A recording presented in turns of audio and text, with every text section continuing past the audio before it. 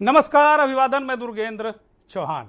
आपको याद होगा कुछ साल पहले बिहार के चुनाव के दौरान आरएसएस चीफ मोहन भागवत ने आरक्षण पर एक बयान दे दिया था, जिसके चलते बिहार में भारतीय जनता पार्टी को काफ़ी नुकसान हुआ था।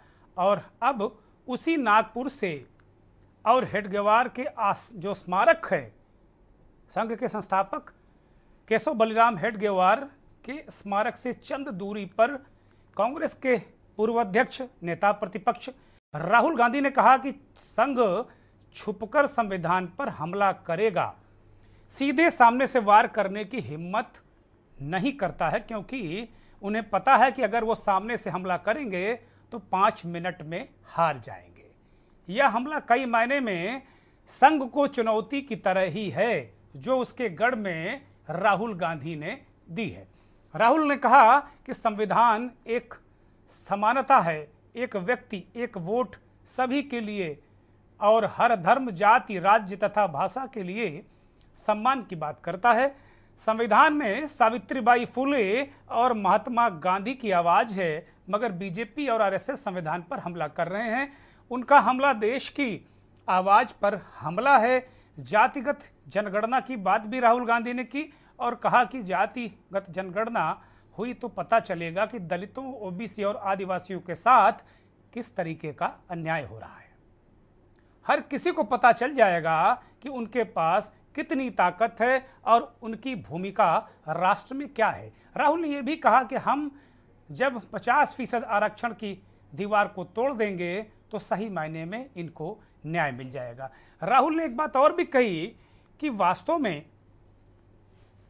जब हम आरक्षण की बात करते हैं, जाति जनगणना की बात करते हैं, तो नरेंद्र मोदी कहते हैं कि राहुल गांधी देश को बांट रहे हैं। तो आज सवाल मंथन में इसी बात को लेकर है, क्योंकि रायबरेली में बीता हुआ परसों राहुल गांधी वहाँ के सांसद हैं। वहाँ की जो दिशा की बैठक थी, जो योजनाओं की बैठक होती है सांसद को करनी होती, उसमें गए और उस बैठक का हवाला उन्होंने नागपुर के सामाजिक न्याय सम्मेलन में दिया, जो इस समय महाराष्ट्र में चुनाव भी है। और राहुल गांधी इन सम्मेलनों के जरिए दलितों पर और सिर्फ दलितों और आदिवासियों पर फोकस कर रहे हैं। तो इस सम्मेलन में उन्होंने रायबरेली का उदाहरण देकर कहा कि जब मैं रायबरेली गया और मैंने क्यों पूछ लिया, लेकिन मैंने नाम पूछ लिए सबके, तो जितने अफसर बैठे थे उनमें ओबीसी और दलितों की तादाद नहीं थी, बहुत कम थी या नहीं थी, और 80% 1 या 2 जातियों के ही अफसर थे। राहुल गांधी का कहना है कि ओबीसी, दलितों और आदिवासियों को रोका जा रहा है। तो आज मंथन में सबसे बड़ा यही सवाल कि ओबीसी और दलितों को कौन रोक रहा है।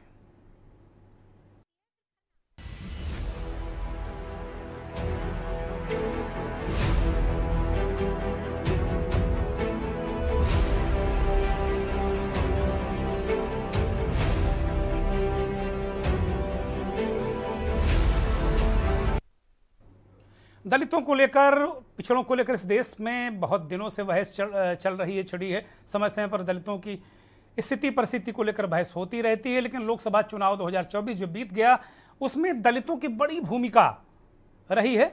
और उस भूमिका के जरिए ही विपक्ष ने नरेंद्र मोदी का जो विजय रथ तेजी से चल रहा था उसकी रफ्तार जरूर धीमी कर दी। राहुल गांधी संविधान की किताब लेकर अवतरित होते हैं। संविधान की किताब का रंग लाल है कि नीला है, इसको लेकर भी चर्चा होती है महाराष्ट्र में। चूँकि बाबा साहब भीमराव अंबेडकर महाराष्ट्र से ही आते हैं, बाबा साहब का वहीं कार्यक्षेत्र रहा, हालांकि उनका जो जन्म स्थान वो तो मध्य प्रदेश का महू है, लेकिन बाबा साहब का जो जीवन था वो महाराष्ट्र में ज़्यादातर बीता। तो बाबा साहब का जो मसला है उसको लेकर तरह तरीके से बातें की जाती रही, लेकिन दलित वोटों में, पिछड़ों में जो विपक्ष ने सेंध लगाई उसको लेकर भारतीय जनता पार्टी में बेचैनी है। और एक तरीके से नए तरीके से दलितों, ओबीसी जो जातियों का हथियार है उसको बटेंगे कटेंगे या अर्बन नक्सल, इससे कुंद करने की कोशिश भारतीय जनता पार्टी और हिंदू संगठन कर रहे हैं। और इसकी झंडा बरदारी उत्तर प्रदेश के मुख्यमंत्री योगी आदित्यनाथ को दी गई है। वो घूम घूम कर देश में बटेंगे तो कटेंगे नारे को बुलंद कर रहे हैं।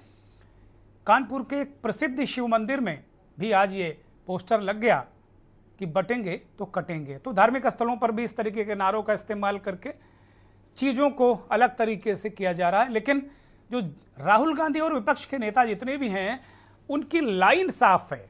जैसे वो लोकसभा के चुनावों में वो एक एजेंडा सेट कर रहे थे और बीजेपी उस पर काम कर रही थी या उस पर आ जा रही थी, वो इस बार न्याय सम्मेलनों के जरिए, दलित सम्मेलनों के जरिए, वो राहुल गांधी अभी जो सार्वजनिक सभाएं या सार्वजनिक रैलियां नहीं कर रहे हैं, वो न्याय सम्मेलन कर रहे हैं जा जाके। जहां जहां झारखंड में न्याय सम्मेलन, महाराष्ट्र में न्याय सम्मेलन, दलितों ओबीसी की जो गोलबंदी है, आदिवासियों की गोलबंदी है, वो राहुल गांधी कर रहे हैं और वो शायद चिंता का विषय है। और इसी मसले पर उन्होंने ये उठाया है, रायबरेली का हवाला दिया और फिर उस सवाल को एक बार फिर से विमर्श में ला दिया कि दलितों और ओबीसी को रोका जा रहा है उनके मुकाम तक पहुंचने में, उनके हक और हकूक तक हासिल करने का जो रास्ता है, उस रास्ते में रोड़े अटकाए जा रहे हैं, उन्हें रोका जा रहा है। तो मंथन में आज यही सवाल, लेकिन राहुल गांधी के जो बयान है, बातचीत है, वो सुन लें, फिर हम इस चर्चा में आगे जाएंगे। रायबरेली में हमारी एक मीटिंग होती है, एमपीज की मीटिंग होती है, दिशा मीटिंग, उसमें गया। गलती से मैंने कह दिया, भैया ये जो सब अफसर हैं अपना परिचय कर दीजिए।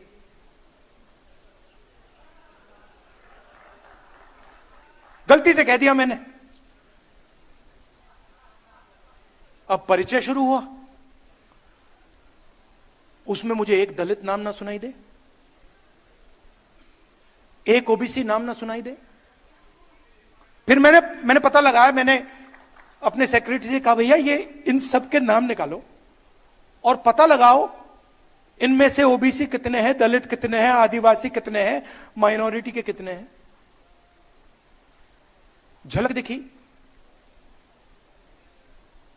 80%। एक दो कम्युनिटीज के, बाकी कोई नहीं। झलक दिखी। कभी कभी मैं गंगाराम अस्पताल चला जाता हूं, वहां पे दिखती है। वहां पे मैं ढूंढता हूं, भैया ये कोई दलित डॉक्टर दिख जाए मुझे, एक आदिवासी डॉक्टर दिख जाए मुझे, एक ओबीसी डॉक्टर दिख जाए। कॉर्पोरेट इंडिया में देखता हूं, भैया नाम मिल जाए एक। 500 कंपनियां हैं, 16 लाख करोड़ रुपया मोदी जी ने माफ किया है। 20-25 लोगों का मैं देखता हूं, भैया इनमें से एक मिल जाए दलित, एक आदिवासी यहां मिल जाए, एक जनरल कास्ट का गरीब मिल जाए, ओबीसी मिल जाए। कोई नहीं मिलता। तो अगर आप देखना चाहते हो, सब जगह दिखेगा।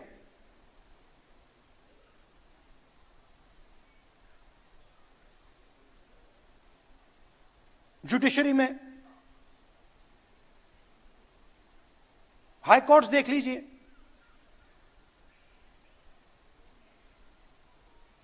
बड़े बड़े अफसरों को देखिए, 90% हिंदुस्तान उसमें आपको दिखेगा ही नहीं। दुनिया में एक बहुत बड़ा इकोनॉमिस्ट है, नाम नहीं लूंगा, वो इनइक्वालिटी पे काम करता है। तो मेरी उसके साथ बात हुई, मैंने उससे पूछा, वो प्रेजेंटेशन दिया उसने मुझे, और उसने मुझे कहा, राहुल हिंदुस्तान दुनिया में सबसे अनइक्वल देशों में है। और फिर मैंने उनसे कहा, भैया आप एक बात बताइए, आपने हिंदुस्तान की एनालिसिस कर दी, आपने प्रेजेंटेशन दे दिया मुझे, मगर इस पूरे प्रेजेंटेशन में आपने एक बार जात शब्द का प्रयोग नहीं किया। मतलब जो इनइक्वालिटी का सोर्स है, जहां से इनइक्वालिटी निकल रही है, उसकी तो आपने चर्चा ही नहीं की। तो एक दिन मेरा एक दोस्त कहता है, मुझे तो जात नहीं दिखती। मैंने कहा, तुझे कहां से दिखेगी?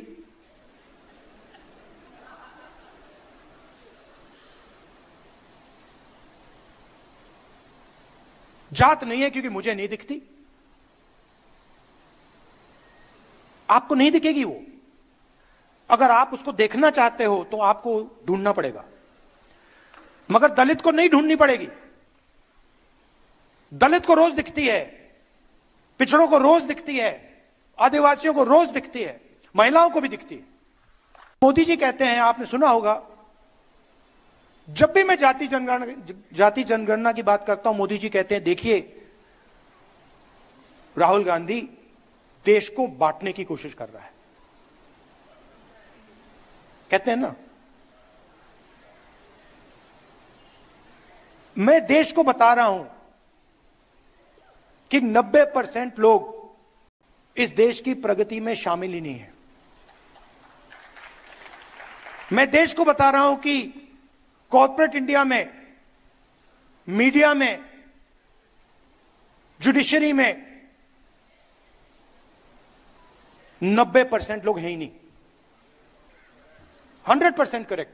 अच्छा, अगर आपको देखना है, अगर आपको आदिवासी, दलित, पिछड़े लोग देखने हैं, मैं आपको बता दूंगा कहां मिलेंगे। जेल में, मनरेगा की लाइन में, मैन्युअल लेबर में। ये जो सड़कें बनती हैं, ये जो इमारतें बनती हैं, ये जो इमारत बनी है, ये 90% ने बनाई है। राहुल गांधी कह रहे हैं कि जो इमारत बनी है वो 90% ने बनाई है, लेकिन देश की जो सिस्टम है या देश की जो मुख्य धारा है या देश बनाने की जो प्रक्रिया है, उसमें 90% गायब है। केवल 10% लोग देश बनाने का दम भर रहे हैं। जो असमानता है, जातीय असमानता है, इनइक्वलिटी है, उसका सोर्स जाति है। वो करें जात की बात क्यों ना करें भाई? जिस चीज का स्रोत ही जाति है, असमानता, इनइक्वलिटी। और एक बड़ी दिलचस्प बात कर रहे हैं कि ओबीसी, दलित, आदिवासी कहां मिलेगा? जुडिशरी में तो वो खोज रहे, मिल नहीं रहा।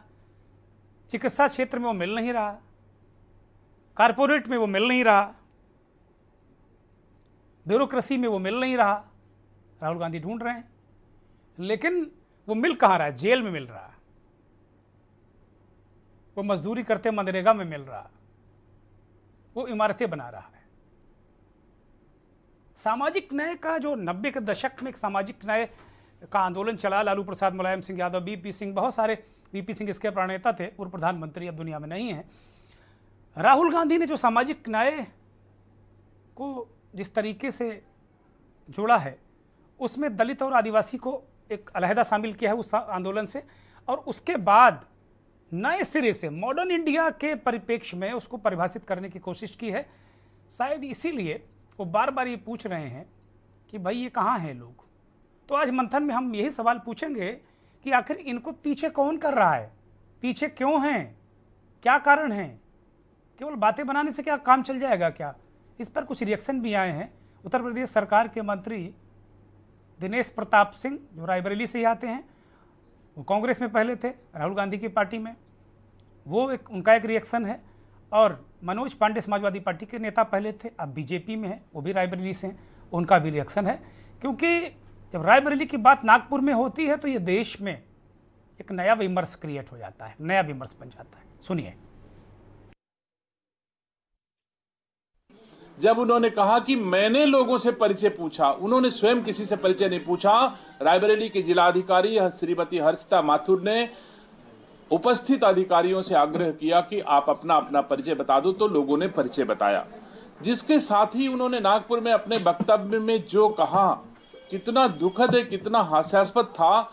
हम हतप्रभ हैं कि जो 3 बार सांसद रह चुका हो, चौथी बार चुना गया हो, आखिर वो देशवासियों के सामने कैसे अपनी बात रख रहा है। उन्होंने नागपुर में कहा कि दिशा की बैठक में जब मैं परिचय प्राप्त कर रहा था तो उस समय वहां पर मुझे एक दलित नहीं सुनाई पड़ा, एक पिछड़ा नहीं सुनाई पड़ा। राहुल जी, जांच करा लो, कोई ऐसे समाज के लोग नहीं थे जो उस बैठक में ना रहे हो। लेकिन अगर सस्ती लोकप्रियता कायम करने के लिए, देश में अशांति पैदा करने के लिए आप ये भाषण देते हैं तो वो आप जाने, लेकिन देश आपको कभी माफ नहीं करेगा। उस बैठक में सभी समाज के लोग उपस्थित थे और आपने कहा कि इसमें दलितों की और पिछड़ों की उपस्थिति, आदिवासियों की उपस्थिति नहीं है। मैं कहता हूं कि उसी बैठक में आपने दिशा की बैठक के लिए सदस्यों को अपने हस्ताक्षर से नामित करना था, जिसमें कुल 9 सदस्य दिशा की बैठक के लिए नामित होने थे। 3 सदस्य भारत की सरकार के द्वारा आरक्षित पदों के लिए नामित होने थे, उनको छोड़ दिया जाए तो शेष 6 पद आपके दस्तखत से उसी बैठक में आरक्षित किए गए जिस बैठक की आप अध्यक्षता कर रहे थे। तो आपने अपनी कलम से दलितों और पिछड़ों का मनोनयन क्यों नहीं किया? ये ठीक बात है कि दिशा की बैठक थी और मैं दिशा की बैठक में मौजूद था एक मेंबर के नाते, क्षेत्र के विधायक के नाते। वहीं मैंने ऐसे बयान को भी मैंने सुना है। मैं समझता हूं निश्चित रूप से ये बहुत दुर्भाग्यपूर्ण है। इस तरह के बयान, ये मिथ्या है, बयान है, काल्पनिक बयान है और जो वास्तविकता है उससे एकदम विपरीत बयान है। अगर हम सवाल करें आज कि जो दिशा की बैठक में मौजूद थे लोग, उसमें रंजना चौधरी जी जो अनुसूचित समाज से आती हैं, सदगुण सोनकर जी जो अनुसूचित समाज के भाई हैं, श्याम सुंदर भारती जी जो अनुसूचित समाज से आते हैं, राहुल राजपूत जो हमारे पिछड़े समाज के भाई हैं, शिवराम रावत जी जो हमारे दलित समाज के भाई हैं, श्रीमती सविता मौर्य जो कि पिछड़ी जात से आती हैं, श्रीमती सत्यभामा पिछड़ी समाज से आती हैं, राकेश कुमार पासवान जो पिछड़ी जात से आते हैं। इसी तरीके से अगर हम देखें तो श्रीमती संगीता पासी, शैलेंद्र यादव, अब्दुल मोबिन अंसारी, सुंदरलाल निर्मल और यही नहीं, जिले के जो पुलिस अधीक्षक हैं जो मीटिंग में मौजूद थे, श्री एस वीर सिंह जी जो पिछड़े समाज से आते हैं। ये राजनीति है। एक कहता है कि अधिकारियों की जो परिचय लिया उन्होंने, ये पूछा, उसमें ओबीसी दलित गायब थे, नहीं दिखा, तो तुरंत बीजेपी के 2 बड़े नेताओं को लिस्ट लेकर बैठना पड़ता है। पुलिस अधीक्षक की भी जाति बतानी पड़ती है। बहुत सारे जो वहाँ पर पदाधिकारी, सरकारी अधिकारी मौजूद थे, उनकी जाति बतानी पड़ती है कि भाई रंजना जी, श्याम सुंदर, सत्यभामा ये अनुसूचित वर्ग से हैं, राहुल राजपूत जैसे लोग ओबीसी वर्ग से हैं। तो सवाल यही उठता है कि क्या ये इतना ज़्यादा जातियों का दबाव है क्या, जो तत्काल भारतीय जनता पार्टी को इस पर रिएक्ट करना पड़ता है? और क्या राहुल गांधी झूठ बोलकर सस्ती लोकप्रियता हासिल कर रहे हैं? ये 2 बड़े सवाल हैं। और तीसरा जो हमारा आज मंथन का केंद्र बिंदु है कि दलितों और ओबीसी को रोक कौन रहा है, किसने रोका? आज इसी विषय पर हम चर्चा करेंगे। योगेश वर्मा महाराष्ट्र से हमारे साथ भारतीय जनता पार्टी के नेता हैं। चूंकि नागपुर में बयान दिया इसलिए हमने महाराष्ट्र के बीजेपी नेता को आज आमंत्रित किया है। स्वागत योगेश वर्मा। आसिफ फारूकी जुड़ गए हैं, लेकिन कांग्रेस के नेता हैं महाराष्ट्र से, लेकिन थोड़ा उनका नेटवर्क गड़बड़ है, इसलिए उनको हम स्क्रीन पर अभी नहीं ला रहे हैं। डॉक्टर ओम सुधा इस देश के जाने माने विश्लेषक, सामाजिक चिंतक और SC ST और OBC मोर्चा के राष्ट्रीय संयोजक हैं। बहुत स्वागत डॉक्टर ओम सुधा आपका। ठाकुर राजा रईस संघ विचारक के रूप में हमारे साथ जुड़े हैं। ठाकुर साहब आपका भी बहुत स्वागत। और आम्बेडकरवादी प्रोफेसर निशा बुराक हमारे साथ जुड़ गई हैं, आपका भी बहुत स्वागत, बहुत धन्यवाद, बहुत आभार। योगेश वर्मा से चर्चा की शुरुआत करते हैं। योगेश वर्मा, क्या जातियां इतनी इंपॉर्टेंट हो गई हैं क्या? क्योंकि राहुल गांधी के एक बयान पर बहुत सारे लोगों को दौड़ना पड़ा, रिएक्ट करना पड़ा, ये बताना पड़ा कि ना ना ना, राहुल गांधी तो अर्बन नक्सल से जुड़े हुए हैं। और राहुल गांधी ये बिल्कुल कांटे की तरह अपना, जैसे नहीं कि हम लोग अपनी गाड़ी चलाते हैं तो 80 पे, 70 पे, 60 पे कांटा सेट कर देते हैं, वो सेट करके बस जाति जाति जाति चिल्लाए पड़े हैं। और वो लगातार इसी मोर्चे पर हैं, जाति और उसी के मोर्चे पर हैं। तो आप लोगों को कटना बटना लाना पड़ा। अब महाराष्ट्र में तो अर्बन नक्सल भी आ गया कि साहब अर्बन नक्सल से गिर गए राहुल गांधी। तो जो हक हकूक़ की बात करेगा, जो जातियों के सामाजिक न्याय की बात करेगा, वो अर्बन नक्सल हो जाएगा। लेकिन मैं ये जानना चाहता हूं कि इन दलितों, पिछड़ों, शोषितों को रोक कौन रहा है कि वो अफसर ना बने, वो आगे नेता ना बने, उनका एम्पावरमेंट ना हो? ये कौन रोक रहा है? योगेश वर्मा। जिस प्रकार की बातें राहुल गांधी करते हैं वो बहुत ही ज्यादा हास्यास्पद है। राहुल गांधी जी को लग रहा है कि आज भी ये कांग्रेस का शासन है। जब कांग्रेस के शासन में चारों ओर गरीबी रहती थी, लोगों को कोई मौका नहीं था, गांव में सड़क नहीं थी, बिजली नहीं थी, घर में टॉयलेट नहीं था, और उनको लगता है कि वो आज भी उसी एरा में जी रहे हैं, उसी समय पे जी रहे हैं। आज हजारों लाखों मौके हैं। कोई भी किसी को जाति के दम पर नहीं देखता है, वो देखता है उसके एजुकेशन के दम पे। राहुल गांधी अगर सच में नेता हैं तो उनको इतने सारे लोग की एजुकेशन पूछना चाहिए था, न कि उनकी जाति पूछना चाहिए था। वो जाति इसीलिए पूछते हैं क्योंकि आज से 40-50 साल पहले जब भारत आजाद हो गया, आजाद होने के बाद में सारी बड़ी बड़ी इंडस्ट्री इन्होंने बंद कर दी, सब इंडस्ट्रीज को ताला लगा दिया। तब लोग पेड़ के नीचे बैठे हुए सिर्फ सरकारी नौकरी की बांट जोड़ रहे थे, और ये लोग सरकारी नौकरी जाति के आधार पर बांट रहे थे, ये एजुकेशन के आधार पर बांट नहीं रहे थे। स्कूलों में नकल कर करके लोग पढ़ के आगे जा रहे थे और शहरों की ओर भाग रहे थे। आधा गांव खाली होकर शहरों की ओर चला गया, और सिर्फ सरकारी नौकरी। आज देश के गांव में प्राइवेट नौकरियां हैं, दुकानें हैं, सेल्फ एम्प्लॉयड लोग हैं, पढ़ के बच्चे विदेश में जा रहे हैं। अमेरिका के टॉप ब्यूरोक्रेट ये भारतीय बच्चे हैं। मुझे लगता है कि राहुल गांधी को उस पुराने समय से बाहर आ जाना चाहिए, और वो इस प्रकार की बातें करके जो बच्चे, गरीब घरों के बच्चे जो रोड की लाइट के नीचे बैठ के पढ़ के अच्छे अच्छे नंबरों पे लाके बड़े बड़े ओहदों पर जाकर बैठते हैं, तब उनको उन बच्चों से माफी मांगनी चाहिए कि उस वक्त उन्होंने उन बच्चों के लिए कुछ नहीं किया। और राहुल गांधी को अपने 60 साल के कांग्रेस के जो शासन था उसके लिए माफी मांगनी चाहिए कि वो जातियों के आधार पर नौकरी बांटते थे, एजुकेशन के आधार पर नौकरी नहीं बांटते थे। आज इतने बड़े पैमाने पर एजुकेशन फैल चुका है, इतने बड़े पैमाने पर बच्चों में जागृति आ गई है, तो ये चाहते हैं कि 50 साल पुराना। और दूसरा, ये जिस सोच से चलते हैं ना, विदेशी सोच से, उस विदेशी सोच ने अफ्रीकन लोगों को, यानी वो उनको काले कहते थे, भारतीय लोगों को भूरा कहते थे। और आपको पता है इन्होंने अफ्रीकन लोगों के ऊपर रंग भेद किया। आज भी अमेरिका के अंदर, ब्रिटेन के अंदर रंग भेद है, और रंग भेद के आधार पर इतने भयंकर अत्याचार किए। लोग कहते थे कि गोरे जो हैं ये काले लोग के चमड़े के जूते पहनते थे, ये जानवरों के चमड़े के जूते नहीं पहनते थे, ये काले लोग को मार के उनके चमड़े के जूते पहनते थे। और राहुल गांधी चाहते हैं उस किस्म की सोच, उस पुरानी सोच ये भारत में आनी चाहिए। मैं आपसे जब बात कर रहा हूं तो मैं आपसे पहले अपनी जाति पूछूं, फिर आपसे बात करूं।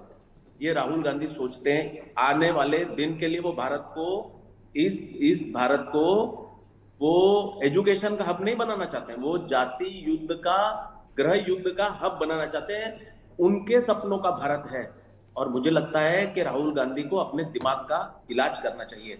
क्यों, जब अपनी कॉन्स्टिट्यूंसी में जाते हैं तो एक पढ़ा लिखा अफसर, पता नहीं किन परिस्थितियों में उसने पढ़ाई की होगी, तब कांग्रेस का शासन था, तब कांग्रेस का शासन था।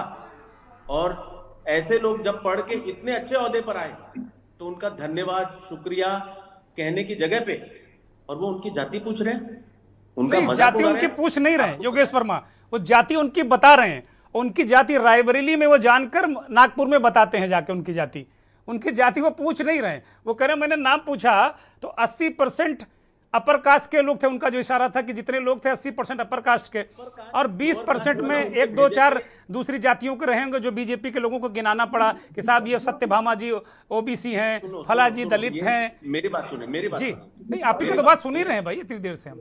ये गिनाना भी नहीं चाहिए, इस प्रकार का गिनाना नहीं चाहिए, क्योंकि वो तो चाहते ही है कि हम लोग जातियों में, वो चाहते ही ये हैं, वो इसीलिए दाना डाल रहे हैं ताकि हम उनको इस प्रकार से रिएक्ट करें।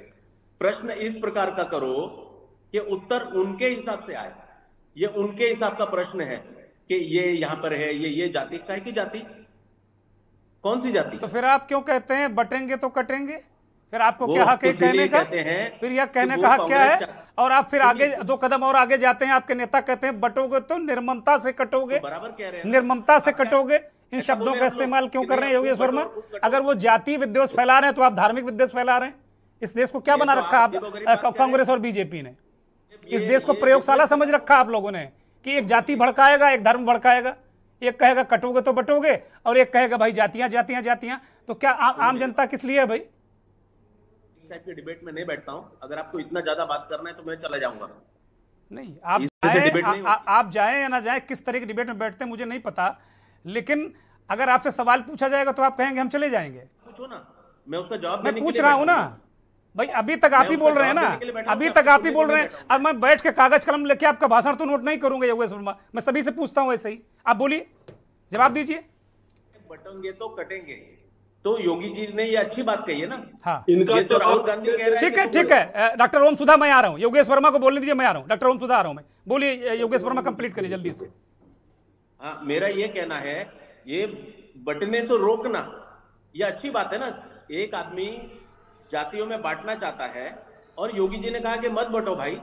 इस किस्म की व्यवस्था हजारों साल पहले थी, फिर कांग्रेस के जमाने में रही। भारतीय जनता पार्टी में सबको समान अवसर है, सबको अपनी एजुकेशन पूरा करने के लिए आप देखो कितनी सारी रियायतें दी गई है, कितनी सारी रियायतें दी गई है। ठीक है, तो उसके आधार पे आप खूब पढ़ो। अब आप और कंप्लीट खूब पढ़ो। करिए। कटोगे बटोगे तो कोई भी आपको काट के चला जाएगा। ठीक बात है। जब अलग अलग रहेंगे तो काट के चला जाएगा, सब एक हो जाओ। अच्छा, सबका साथ सबका विश्वास, इस बात को लेकर के। और आने वाले दिनों में जब देश विश्व गुरु बनने जा रहा है, तब योगेश जब वर्मा आपस कौन में काट कर चला जाएगा? भारत के अंदर क्या पाकिस्तान और अमेरिका हमला करके काट के चला जाएगा क्या? कौन सी बात कर रहे हैं आप? नहीं, कौन आप- काट कर मैं चला समझा जाएगा? क्या कह रहे हो? किसके कटने की बात कर रहे अभी हैं जो आप? बांग्लादेश में ढूंढ ढूंढ के जो काटा गया है, आपको हाँ, तो दिखा वही नहीं वही दिखा? इशारा है ना आपका कि मुसलमान काट देंगे हिंदुओं को, यही तो कह रहे हैं आप। अभी आप ये सोच रहे हैं ना, आप ये सोच रहे हैं ना। दीजिए। मैं आ रहा हूँ डॉक्टर ओम सुधा, मैं आ रहा हूँ, ये मैं आ रहा हूँ। सोच रहे हैं, जबकि बांग्लादेश में हिंदू कटे हैं कि नहीं कटे हैं? अच्छा, मुझे बताइए, बांग्लादेश में हिंदू कटे हैं कि नहीं कटे तो हैं? वही बात कनाडा कह रहे हैं ना, में जो बांग्लादेश में मंदिरों हुआ पे उसी हमला की हुआ है उसी की कि बात नहीं कर रहे हैं हुआ? ना। अब भारत में उसके वही बात रिएक्शन कर रहे हैं ना में आप। हेलो, भारत में ही वही बात कह रहे हैं ना कि उसी तरह कट जाओगे अगर बटोगे, यही बात तो कह रहे हैं ना। मैं कटे ये जा पूछना रहे हैं ना, चाहता जो हूँ। फ्रीजों में लव जिहाद की लड़कियां जिनको काटा जा रहा है, वो काटा जा रहा है कि नहीं ठीक काटा जा बात, रहा है? ठीक बात, ठीक बात। मुझे एक ब्रेक लेना है, मैं एक ब्रेक पर जा रहा हूँ। योगेश वर्मा आपको रोक रहा हूँ। वो कह रहे हैं कि भाई ये जो कटेंगे तो बटेंगे, ये ठीक कह रहे हैं। और जातियां जो हैं उससे विध्वंस हो रहा, उससे गृह युद्ध हो रहा। मुझे एक ब्रेक पर जाना है, मैं जा रहा हूँ। ब्रेक के बाद इस चर्चा को दूसरे लोगों के पास लेकर जाएंगे जो हमारे साथ मेहमान जुड़े हुए हैं।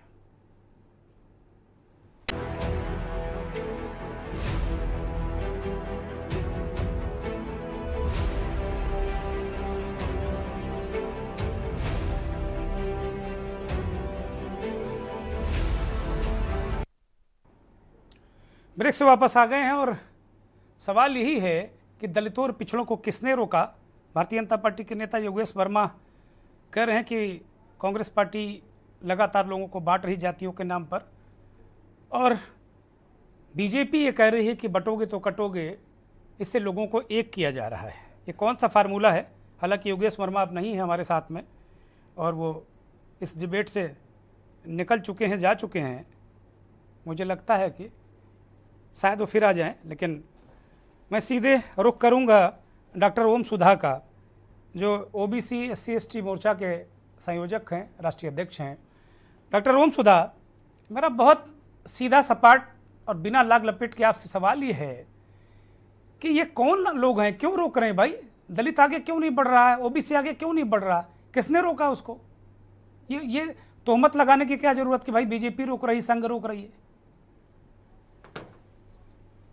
आवाज आ रही है मेरी? जी बोलिए। अभी तो हम लोग देख ही रहे थे कि किसको दिक्कत है दलितों पिछड़ों के आगे बढ़ने से। मैं चाहता था कि योगेश जी भी रहें, जिन्होंने तमाम तरह की बातें की। भाजपा वालों का और संघ वालों का जो है ना, दूरबीन बड़ा लंबा दूर तक देख लेता है। इन लोगों को यहाँ से बांग्लादेश का मुसलमान दिख जाता है, बांग्लादेश का अल्पसंख्यक हिंदू दिखता है, पाकिस्तान का अल्पसंख्यक हिंदू दिखता है, लेकिन उत्तर प्रदेश में हाथरस में क्या होता है ये नहीं दिखता है। इनको मध्य प्रदेश में एक दलित सरपंच को कुर्सी पर नहीं बैठने दिया जाता है, कहा जाता है अपनी कुर्सी लेकर आओ तब बैठना। इनको राजस्थान में वो 6 साल का बच्चा नहीं दिखता है जिसको मटका छूने पर जो है पीट पीट कर हत्या की जाती है। इनको राजस्थान की राजधानी जयपुर का वो आईपीएस नहीं दिखता जिसको दलित होने की वजह से घोड़ी चढ़कर शादी करने की इजाजत नहीं है। तो इनका जो बीजेपी और आरएसएस है ना, इनके जो दूरबीन का लेंस है इसको थोड़ा कम डिस्टेंस का करवाना पड़ेगा। बड़ा दूर दूर ये देख रहे हैं, यूपी, मध्य प्रदेश, राजस्थान या तमाम भाजपा शासित राज्य जहां दलित उत्पीड़न की घटनाएं बहुत तेजी से बढ़ी है, ये इनको दिखता ही नहीं है। कमाल है भाजपा आरएसएस वाले। दूसरी बात, ये जो कहते हैं बंटोगे और कटोगे, भैया ये कौन बांट काट रहा है? जातियों में किसने बांटा? जातियों में क्या राहुल गांधी ने बांटा? जातियों में क्या इस देश के दलितों ने बांटा?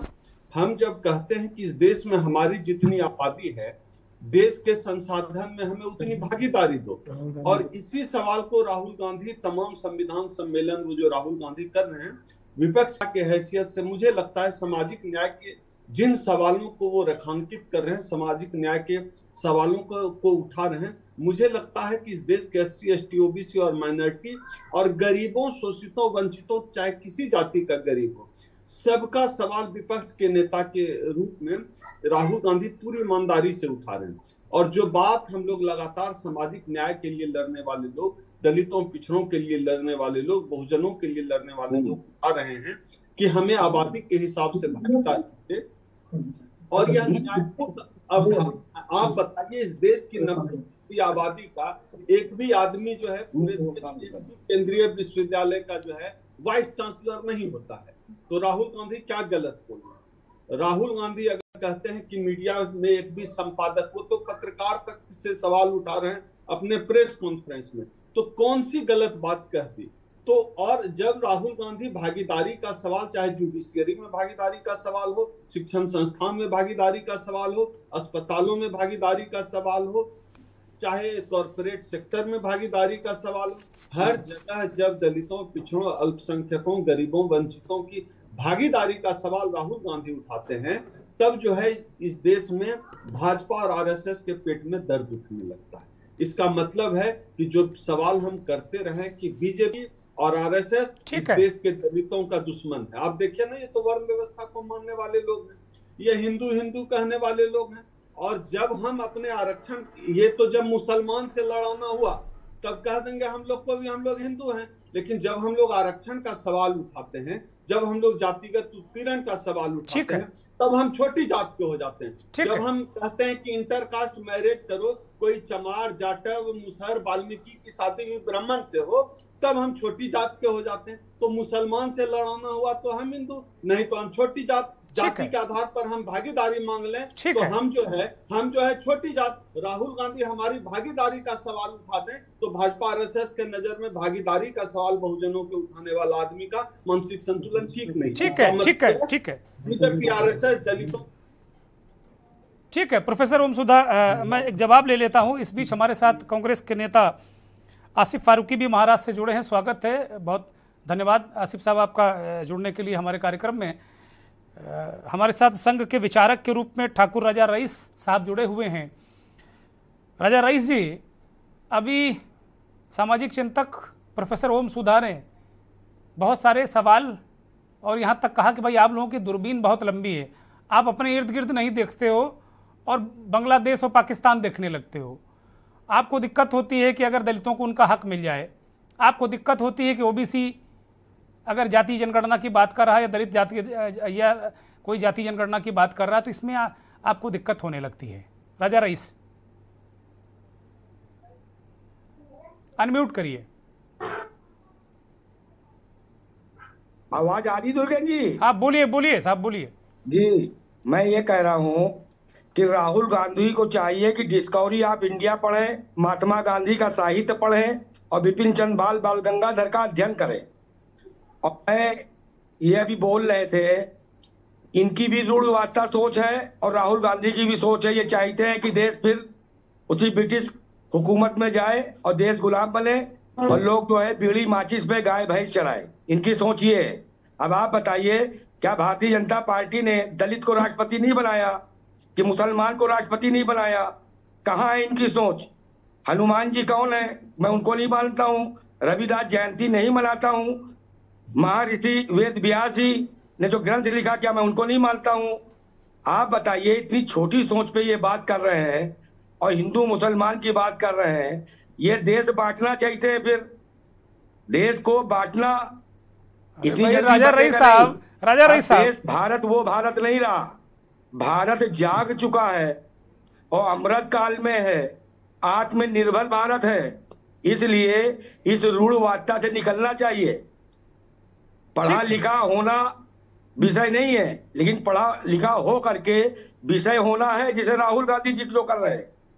इसलिए मैं उनकी दलित का नाम पूछना, उसकी काउंसलिंग करना, ये एक निंदनीय है। मैं निंदा करता हूं उनके विचार का।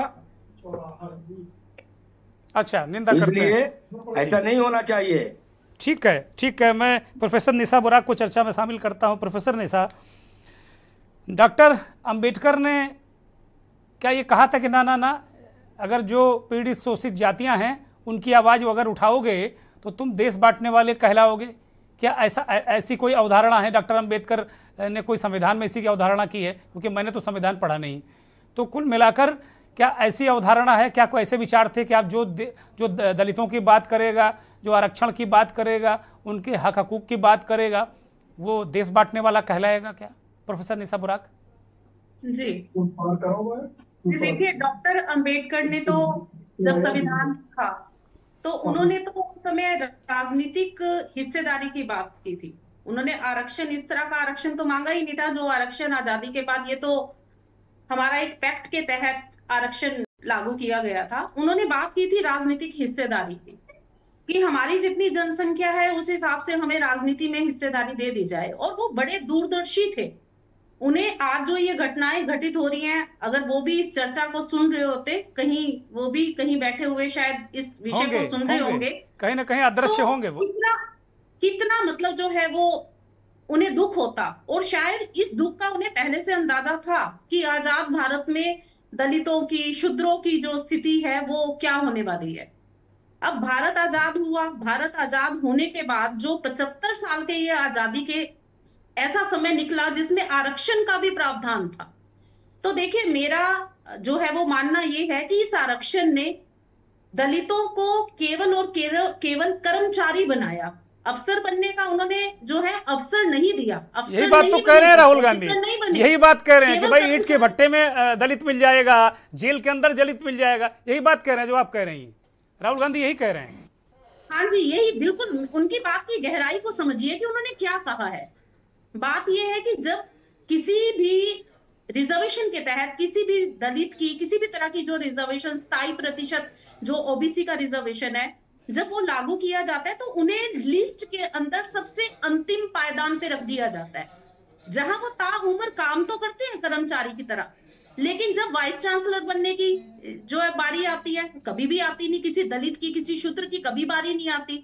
जब राज्य का गवर्नर बनने की बारी आती है तो नहीं आती। आजादी के इन 75 सालों में देश के कितने माननीय प्रधानमंत्री रहे हैं। तो उन माननीय प्रधानमंत्री में अगर हम आरक्षित करते 50% जो है वो आरक्षण, अगर वहां पे होता, राजनीतिक आरक्षण होता, तो आज हमारे 8 प्राइम मिनिस्टर शूद्र, दलित या ओबीसी मतलब जो है वो जाति से होते। तो राहुल गांधी जी जो बात कर रहे हैं, मैं एक तो उनका धन्यवाद भी करना चाहूंगी कि चलिए उन्होंने बड़े लेट ही सही इस तरह के मुद्दे उठाने तो शुरू किए। लेकिन मैं दूसरी तरफ ये भी कहना चाहूंगी कि देखिए, पार्टी कोई भी हो, पार्टीज में किसी पार्टी का नाम लेना उचित नहीं होगा कि किस पार्टी ने जो है वो इस तरह की समस्या को भारत में जन्म दिया। मुझे लगता है कि हर एक पार्टी, चाहे फिर वो कांग्रेस भी क्यों ना रही हो, क्योंकि कांग्रेस ने भी बहुत लंबे समय तक शासन किया है। अगर कांग्रेस ने भी दलितों को, ओबीसी को वो रिप्रेजेंटेशन दिया होता जिनके वो हकदार थे, ऑफिसर बनाया होता, तो शायद इन 10 सालों में इतना बड़ा परिवर्तन नहीं आने वाला था। ठीक और बात है, मैं ठीक जो बात। यहाँ पे एक मेरे माननीय पैनलिस्ट जो बात कर रहे थे, मैं उनकी बात भी थोड़ा सा जो है वो जरूर यहाँ पे उसे संबोधित करना चाहूंगी कि हम बार बार ब्रिटिश शासन की बात करते हैं कि उन्होंने ऐसा कर दिया, उन्होंने सारा नुकसान किया, उन्होंने काले गोरे का भेदभाव किया। तो मैं याद दिला दूं कि इसी भारत की धरती पे लगभग 1200 साल मुसलमानों ने शासन किया और तब कोई आंदोलन इस तरह का बड़ा आंदोलन नहीं हुआ आजादी का। फिर जब ब्रिटिश आए तो उन्हीं के 400 सालों में ऐसा क्या हो गया कि इतना बड़ा आंदोलन करके ये आजादी के पायदान तक हम पहुंचे। मैं उसका आपको मेन कारण ये गिनवाना चाहूंगी कि ब्रिटिश ने यहाँ पे जब यहाँ के सारे सिस्टम को देखा, इस कास्ट सिस्टम को देखा, तो यहाँ पे ऐसे लॉ बनाने शुरू कर दिए जो शायद मनुवादियों की सोच के बिल्कुल विपरीत थे। अभी मैं कल ही कहीं पे पढ़ रही थी, कहीं पे ऐसा कुछ संदर्भ आया कि 1835 में एक ऐसा लॉ बनाया गया जिसके तहत अगर किसी शूद्र के यहाँ जो उसकी पहली संतान होती थी उसको नदी में बहा दिया जाता था, उसको मार दिया जाता था। उसका रीजन क्या था कि जो पहली संतान होती थी वो ज्यादा बलशाली होती थी, वो बुद्धिमान होती थी, वो हर तरह का जो उसके अंदर जेनेटिक कोड होता था वो प्रबल होता था, तो उनकी पहली संतान को पैदा होने का ही हक नहीं था जी। तो ब्रिटिश शासन में 1835 में पहली बार देश के अंदर ऐसा कानून बना कि ये जो इस तरह की जो क्रूर हत्या थी वो वहां पे बंद की गई। ठीक है। दूसरी बात कि सनातन परंपरा तो एक जो नारा देती है वसुदैव कुटुंबकम का, तो उसमें तो सारी धरती ही हमारा घर है। तो भारत में रहने वाला हर एक जो यहाँ का नागरिक है, वो नागरिक चाहे किसी भी धर्म से जो है वो संबंध रखता हो, किसी भी जाति से संबंध रखता हो, तो फिर तो मुझे इस नारे का दूसरा जो नारा भी आजकल दे रहे हैं कि प्रोफेसर निशा बुराक, मैं आऊंगा आपके पास, मैं आता हूं, जरा कांग्रेस के नेता को इस चर्चा में शामिल कर लेते हैं। आसिफ फारूकी, ठीक है, आज आपके नेता इस बात को बार बार उठा रहे हैं कि भाई बहुत अन्याय हो रहा है, 90% लोगों के हाथ में कमान नहीं है, 10% लोग चला रहे हैं। वो कह रहे हैं कि जो असमानता है उसका सोर्स ही जातियां हैं, बहुत सारी बातें वो कह रहे हैं। लेकिन प्रोफेसर निशा बुराक ने आपकी भी आंखें खोली कि अगर आपने ही अपना काम सही ढंग से किया होता 60 सालों के शासन में, तो फिर आज ऐसी स्थिति नहीं होती। फारूकी साहब। सर देखिए, 60 साल और 70 साल की जो आप बात करते हैं, तो आपको ये भूलना नहीं चाहिए कि 1947 में जब देश आज़ाद हुआ, जिसको अब बीजेपी वाले 10 साल पहले बोलते हैं कि आज़ाद हुआ है, वो अलग बात है, तो हमारी क्या हालत थी। उसके बावजूद डॉक्टर भीमराव अंबेडकर साहब को कॉन्स्टिट्यूशन का हेड बनाया और उन्होंने जिस तरीके से कॉन्स्टिट्यूशन को लिखा, पूरी कांग्रेस गवर्नमेंट ने उसको मान्यता दी और आज तक उसके ऊपर अमल करते आए। लेकिन बड़े अफसोस के साथ कहना पड़ रहा है कि आज जब ये बीजेपी 10 साल से सत्ता में आई है, किस तरीके से वो पूरे कॉन्स्टिट्यूशन को बदलना चाहती है, डिस्टॉर्ट कर रही है, उसके सारे मतलब को चेंज करके और बिछड़ों को, खासतौर से दलित वर्ग के लोगों को इस तरीके से तो नुकसान पहुंचाना चाहती है, जिसका मेरे ख्याल से हम लोगों ने, किसी भी देश के किसी जनता ने भी ऐसा सोचा नहीं था। और जिस खामोशी के साथ और जिस सिस्टमेटिक तरीके से इनको फिर से ये पीछे ढकेलते जा रहे हैं, मुझको लगता है एक बार फिर से ये ज़रूरत आ गई है इस देशवासियों को कि हम न सिर्फ उन बिछड़ों के लिए बल्कि देश के हर नागरिक के लिए। फारूकी साहब, एक सवाल का और जवाब दे दीजिए, बड़ा महत्वपूर्ण सवाल है। वो सवाल ये है कि राहुल गांधी झूठ बोलकर सस्ती लोकप्रियता क्यों हासिल करते हैं? अभी बीजेपी के तमाम लोगों ने कहा, मेरा सवाल सुन लीजिए मोहतरम, मेरा सवाल सुन लीजिए फिर जवाब दीजिए।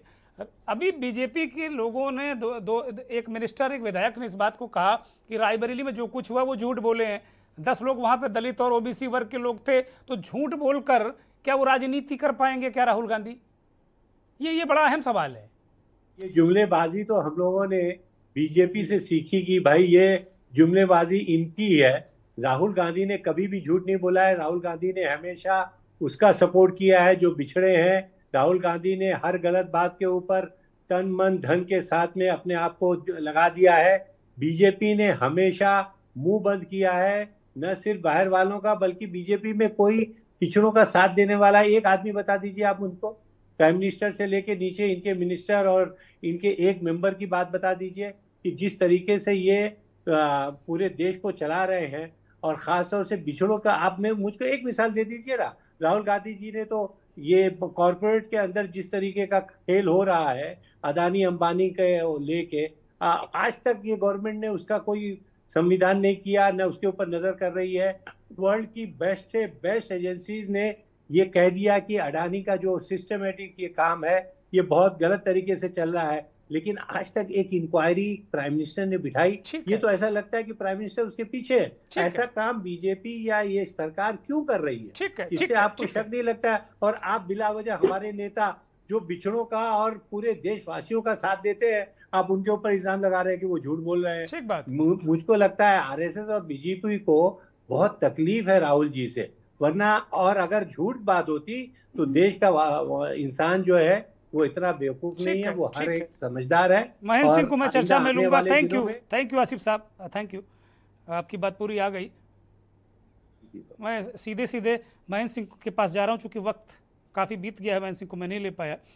महेंद्र सिंह जी, ये अचानक रायबरेली से महाराष्ट्र की तरफ राहुल गांधी ने बिल्कुल एक स्पार्क किया है, और इसी तरीके के स्पार्क आपने लोकसभा चुनाव में देखे हैं जगह जगह। और इसी मुद्दे पर मैं राहुल गांधी को बड़ी सार्वजनिक रैलियां संबोधित करते नहीं देख रहा हूं। मैं इक्का दुक्का की हूं तो पता नहीं, वो इसी तरीके से बड़े बड़े हॉल में सम्मेलन कर रहे हैं, और आदिवासी सम्मेलन, दलित सम्मेलन। तो क्या ये नई स्ट्रैटेजी है? और क्या इसीलिए कटोगे बटोगे से फिर थोड़ा आगे जाके अरवन नक्सल पे आना पड़ा बीजेपी को? दुर्गेन जी, दरअसल राहुल गांधी को एक फार्मूला हाथ लग गया है, और वो फार्मूला करीब आगे 2 दशक या 2.5 दशक तक चलेगा, मेरा मानना है ऐसा। वो ये है कि ओबीसी और दलित जातियों को एकजुट करिए और पेनिट्रेट कीजिए, तो आपकी राजनीतिक स्वीकार्यता बढ़ेगी और जीत जो है वो पक्की हो सकती है। ये एक फार्मूला है जो भारतीय राजनीति में आने वाले समय में 2-2.5 दशक तक चलने वाला है। अब धर्म की बात जहां होती है, जहां धर्म के नाम पर बीजेपी आरएसएस राजनीति करता है, तो उसकी काट जाति ही है। तो अब जाति में अब आजकल सामाजिक न्याय की थोड़ा इंटरवीन करूंगा, मैं थोड़ा इंटरवीन करूंगा। ये उसी तरीके की बात है कि लोहे को लोहा ही काटता है, इसी तरीके की बात है क्या? और फिर क्या जो जाति की काट धर्म है, तो धर्म की काट भी जाति है भाई। उन्होंने लोकसभा चुनाव में अगर जाति का किया, तो फिर एक बार वो धर्म का ज्यादा पैना हथियार लेकर आए हैं, वो कटोगे बटोगे चटोगे। क्या ये बात भी ठीक है? बिल्कुल बिल्कुल ठीक कह रहे हैं आप। अच्छा, सोशल जस्टिस की बात चूंकि अभी तक दशकों से होती आई है, लेकिन अब चूंकि मुखरता इसलिए हो रही है क्योंकि एक और हथियार इस युग में आ गया है, वो है इंटरनेट। अब इंटरनेट ने बहुत सारे लोगों का जो है एक तरीके से कनेक्ट किया है, नॉलेज लोगों तक पहुंचा है, और लोगों के बीच में वो सारी चीजें आ रही हैं जो छुपाई जाती थी। तो बहुत सारी चीजें इस इंटरनेट के युग ने आसान किया है। तो अब सोशल जस्टिस, सामाजिक न्याय की लड़ाई आने वाले समय में बहुत ही ज्यादा तीव्रता से चलेगी। इसको राहुल गांधी बहुत समझ रहे हैं कि आने वाले समय में इससे कनेक्ट करने की जरूरत है। अब आज देखिए, जिस मुद्दे को वो उठा रहे हैं, चलिए थैंक्स उनको कि वो उस मुद्दे को उठा रहे हैं कम से कम, लेकिन ये मुद्दा उन्हीं की सरकारों की देन है। अगर तब से, जब आजाद हुआ था, तब से वाकई में जस्टिस करते, सोशल जस्टिस करती उनकी सरकारें, कांग्रेस की सरकारें, तो आज ये मुद्दा होता ही नहीं। बहुत संघर्ष करना पड़ा। मंडल आयोग की बहुत पहले गठित किया गया था, लेकिन उसकी सिफारिश लागू की किसने? आदरणीय वीपी सिंह जी ने। तो आप ये सोचिए कि कितने साल लग गए उस सारी चीजों को सोशल जस्टिस की लड़ाई लड़ते हुए। आज सोशल जस्टिस की लड़ाई लड़ने वाले लोग थोड़ा फ्रंट फुट पर आकर के बोलने की आजादी का इस्तेमाल करते हुए आगे आ रहे हैं, और इसलिए ये मजबूरी बनता जा रहा तमाम पॉलिटिकल पार्टियों को, और वो चाहे बीजेपी हो, कभी कभी बीजेपी भी इस मुद्दे को उठाती है, और उठाना पड़ेगा, मजबूरी है, उठाना होगा। लेकिन जहां जहां राजनीतिक तौर पर उन्हें लगता है कि माकूल समय ऐसा है कि धर्म की राजनीति को उठाओ, तो कहेंगे कटोगे बटोगे तो कटोगे, जिससे कि एकजुट हो जाइए। छोटा सा सप्लीमेंट्री सवाल हमसे ले लीजिए, बहुत जल्दी, बस मैं 20 सेकंड से ज़्यादा बात करने की स्थिति में नहीं होऊंगा। कि जो महाराष्ट्र है, झारखंड का चुनाव है, उसमें इस हथियार का वार पलटवार, जो आपका लोहे से लोहा वाले हथियार को कैसे देख रहे हैं आप? दर्शकों के लिए ये जानना बड़ा दिलचस्प है जी। महाराष्ट्र में तो इसलिए है क्योंकि वहां संघ की प्रयोगशाला है, और वहां पर अभी रिजर्वेशन की बात बहुत ज्यादा उठ रही है, जो कि खासतौर पर वहां पर मराठा आंदोलन चल रहा था, तो उसका बड़ा इम्पैक्ट है वहां पर। तो इसलिए वहां पर इस तरीके की बात कही जा रही है कि बटो नहीं, एकजुट हो जाओ। ये एक तो ये।